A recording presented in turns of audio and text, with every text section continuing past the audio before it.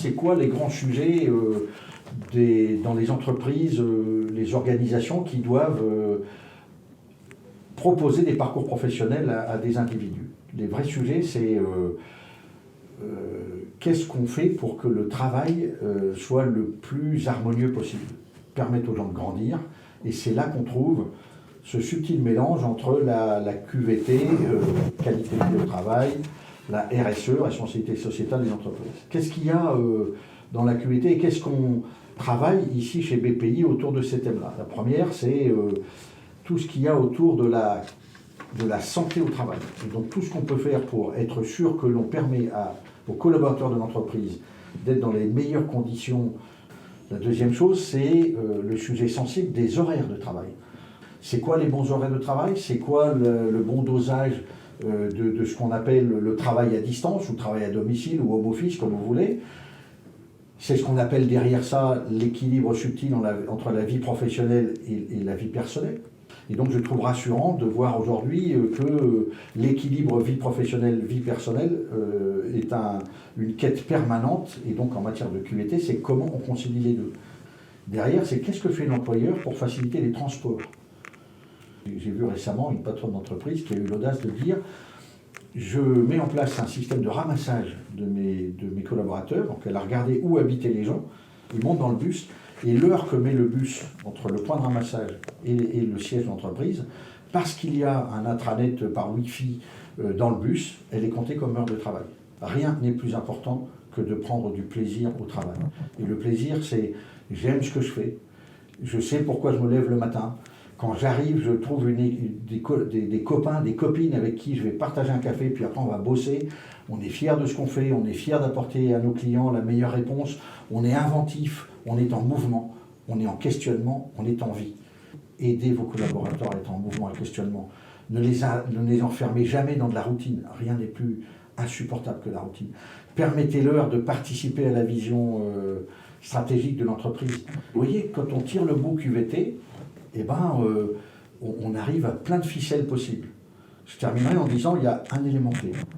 Si les managers de l'entreprise ne sont pas au rendez-vous de ce qu'on appelle la coopération, la co-construction des solutions, qu'ils croient qu'on est encore dans un monde où tout tombe d'en haut, alors ça n'ira pas très loin. Vous voulez faire de la QVT? Donnez à chaque individu de l'organisation la compréhension du tout et la puissance de sa responsabilité dans l'organisation. Sachez lui dire merci. Et plus vous allez partager la compréhension globale, mieux ça ira. Alors vous voyez, la QVT, c'est très très large et je suis resté pour l'instant sur des sujets très concrets. Qu'est-ce qu'on a fait chez BPI au cours de l'année qui vient de s'écouler? On a d'abord mis en place un baromètre social en nous appuyant sur Octomine, et c'est très riche, de l'ordre de 60% des collaborateurs qui répondent au questionnaire. Ce qui est très frappant, c'est leur grande fierté d'appartenance, ça ressort très bien. Ils sont fiers de travailler pour BPI, de leur métier, du conseil RH. Voilà. On va, avec les équipes, voir comment on peut améliorer les points qui sont signalés comme les moins satisfaisants dans ce baromètre. Donc c'est un outil de qualité de vie au travail que je trouve exceptionnel et qui a l'intérêt de proposer aux gens de devenir les acteurs eux-mêmes de qu'est-ce qu'on va faire ensemble pour mettre en place des réponses de qualité de vie au travail. La deuxième chose qu'on a faite chez BPI qui est importante, c'est qu'on a très vite mis en place les nouvelles instances de dialogue social. Donc le comité social et économique est en place depuis l'été dernier et il y a un travail continu avec les élus et à titre personnel, je pense qu'on ne peut pas imaginer une entreprise sans un dialogue social confiant, transparent, régulier et plus les choses sont dites, mieux c'est.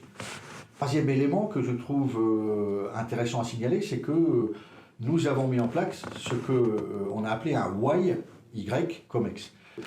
Des gens qui ont aujourd'hui entre 30 et 35 ans, qui sont dans notre entreprise, ça c'est un défi pour le pays, c'est de redynamiser le déploiement des jeunes talents, parce que comme beaucoup d'organisations, BPI a un peu vieilli, et donc il faut avoir l'audace d'aller chercher les nouveaux talents qu'il faut pour qu'un organisme soit vivant, qu'il génère régulièrement de nouveaux talents.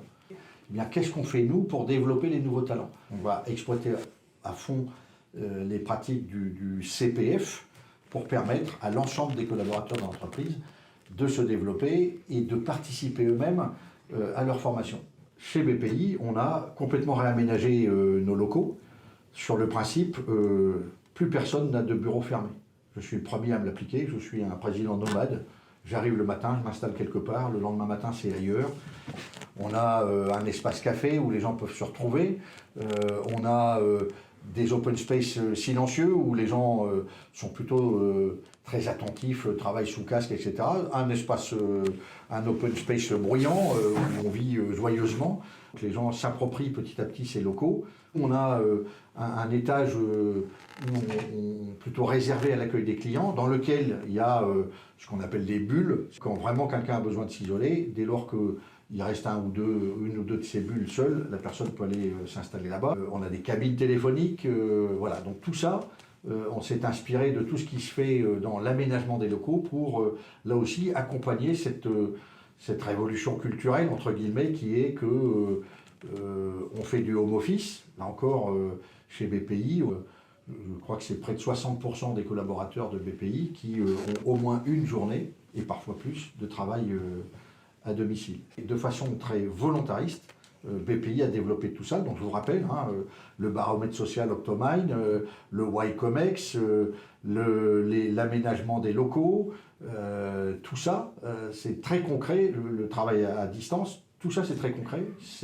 Il y a une politique de QVT. On est en train de réfléchir à un partenariat avec l'association En Avant la Santé, qui consistera à permettre à chacun de nos collaborateurs de prendre le temps de s'occuper de son corps au sens de sa santé. Tout ça, on le développe au sein de BPI et avec l'idée, j'allais dire duale, pour nous en interne, et en faire des pratiques qui seront utiles pour nos clients.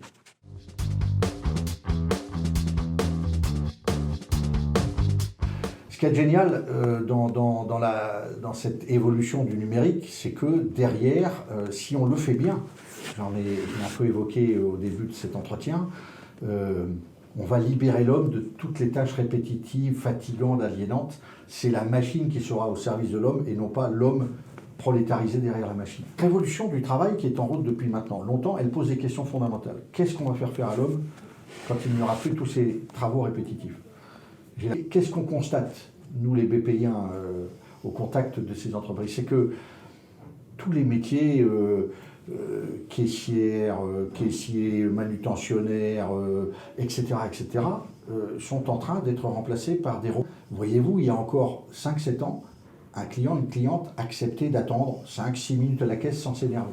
Aujourd'hui, au bout de 2 minutes d'attente, la violence arrive. Nous ne savons plus attendre. Pourquoi? Parce qu'on a appris à voir tout de suite maintenant. Nous avons créé ce monde. Ce monde est potentiellement inhumain, violent, si nous n'y prenons garde. Donc, nous avons à trouver quelle sera la bonne relation entre l'homme, le robot, l'intelligence artificielle. Quelle part on donne à l'homme, quelle part on donne à la machine. Plus la machine prendra ce qui est fatigant, aliénant pour l'homme, mieux ce sera. Mais c'est bien la machine qui sera au service de l'homme et pas l'inverse. Le digital est là, il est en train de transformer en profondeur tous les métiers. Mais ce qui fait que nous réussirons cette révolution, c'est que nous serons capables de placer au cœur de l'entreprise ce qu'il y a de plus précieux, l'humain. BPI, c'est un cabinet qui veut redonner le plaisir du travail, l'audace des rêves, et qui dit on peut réinventer le monde du travail en y mettant une juste coopération. On appelle ça le COBO, la coopération homme-machine. Je suis un militant d'un grand forum dont vous allez entendre bientôt parler, qui s'appelle BWBW, comme Best We, Best Words. Et on espère réunir autour des plus grands personnages de l'humanité, des prix Nobel de la paix, le Dalai Lama et d'autres. Qu'est-ce qu'on fait nous les humains? On a devant nous un défi colossal. La Terre est en train de crever. Comment ensemble on fait qu'elle ne meure pas et qu'on retrouve le chemin d'un homme dont le travail est générateur de progrès, de bien-être et de développement humain. Si ça marche, quel bonheur ce sera d'avoir permis à tous les BPIens de se mobiliser autour de cette cause-là. Après, c'est un grand rêve et on n'est jamais sûr de l'atteindre.